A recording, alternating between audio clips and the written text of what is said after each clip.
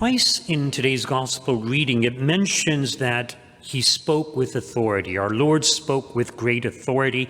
He's able to cast out this demon. He just says the word and out comes the demon, basically. So for us, it's not surprising, but for the people at that time who didn't know who our Lord really was, it was truly astounding. It was truly amazing. And when it comes to us, we understand that Jesus is God and God has ultimate authority. But he also shares that authority with others. So he's given authority to his church, to the leaders of the church. We can think of papal infallibility, for example. What you bind on earth is bound in heaven.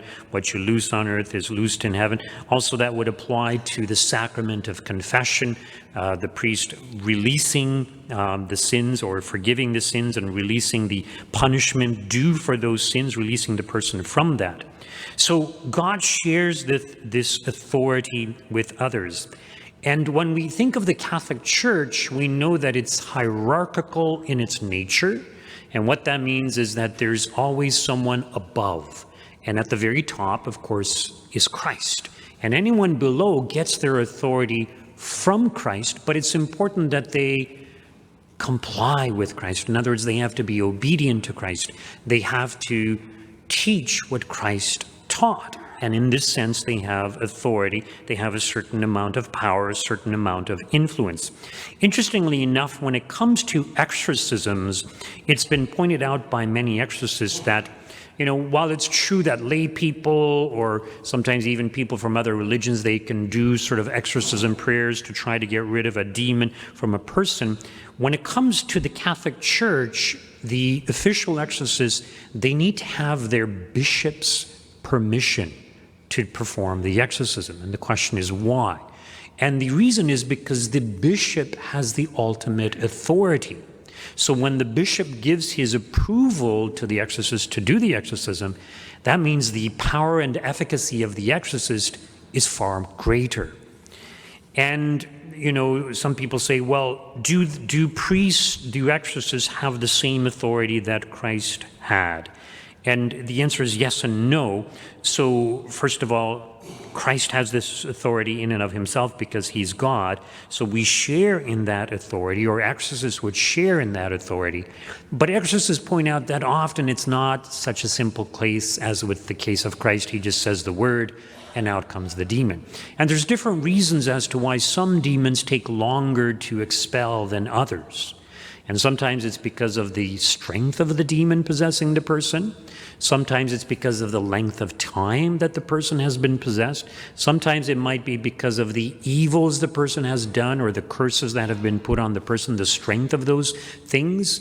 And yes, also the understanding of the person and their right relationship with God. And so many exorcists point out that they actually have to catechize the person who is possessed, because if they don't, they cast out the demon and the demons come right back because the person doesn't have a good, right relationship with God. So understanding our faith, having a right relationship with God is very, very important.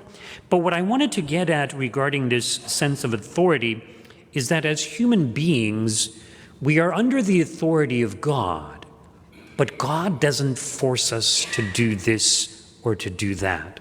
God invites us. God gives us the grace, but we must choose of ourselves. So we choose for ourselves. When it comes to the demonic spirits, the reality is they exercise a certain amount of authority over us also. And this is by God's design. They were intended to help us. So, for example, we have a guardian angel whose job is to protect us, to watch over us, to guide us, to inspire us. How much that guardian angel is able to influence us depends partially upon our holiness, but also our openness to these inspirations from our guardian angels.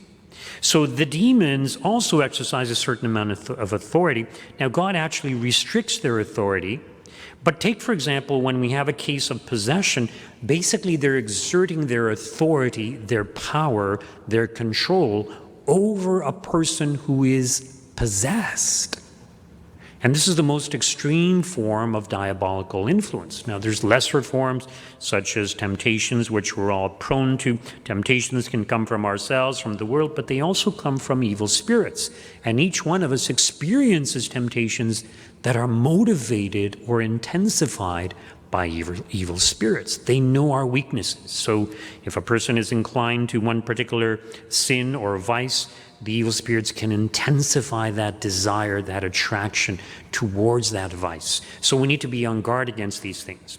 Now, as human beings, we also exercise a certain amount of authority over others. So I mentioned the hierarchy of the church. We can think of government leaders, or even parents have authority over their children, teachers over their students, etc., etc.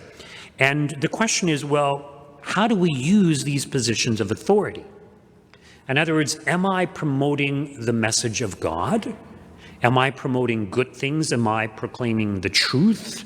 Not just in regards to religious matters, but so many other matters? Or are people using these positions of authority for themselves to get ahead, to have greater control over others, to be able to manipulate others, to promote falsehood, to get people to commit sin, to do things that are harmful even? We think of, children who are being mutilated because they want to change who they are and all these things. And it's horrible what's being done. And we could say that this is evil and it's demonic. So basically, the reality is that you and I, either we adhere to the authority of God, or at least try to adhere to the authority of God, or we allow ourselves to be manipulated by evil spirits, and basically we become the mouthpieces of these evil spirits, which is horrible if you think about it. So all the more reason why we ought to speak out in regards to our faith and to speak out against wrongdoing in society, especially when it involves young people. What also tends to happen is when the demons exercise this control, as you know, in a case of possession, when the demons manifest, it's kind of like they push the soul of the individual aside, they control the body, they speak through the body of the person, and afterwards the person's soul comes back, and sometimes they don't even remember what was happening. But what's also interesting is that even though the demons cannot control our thinking, they can put things into our imagination, images into our imagination. But it's also been pointed out that a person who's under demonic influence will eventually assume the characteristics of the demons in general. In other words, depression, all kinds of negativity, thinking, oh, I'll never be able to overcome my sinful inclinations. I'll never be able to overcome my habit of sin. Despair, hopelessness, having no hope, realizing or thinking, well, God can't help me, God won't help me, God doesn't love me, giving in to despair, and sometimes eventually committing suicide. And this is very noteworthy. So not only can we become mouthpieces of the evil spirits, but when we turn away from God, we're basically separating ourselves from God's protective powers. The evil spirits have greater influence, and they produce this negative thinking within us. And Father Ripperger, an exorcist, he pointed out that this negativity that we are all prone to is very bad for us spiritually.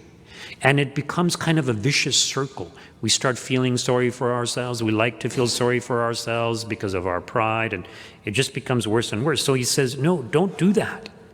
Instead, give thanks for the good things that God has given us. Focus on God. Trust in God. Even if you have a really bad habit of committing mortal sin, trust in God. Persevere in trying to overcome that sin. Even if you have to go to confession every single day for 100 days, don't give up. Keep trying, and God will help you.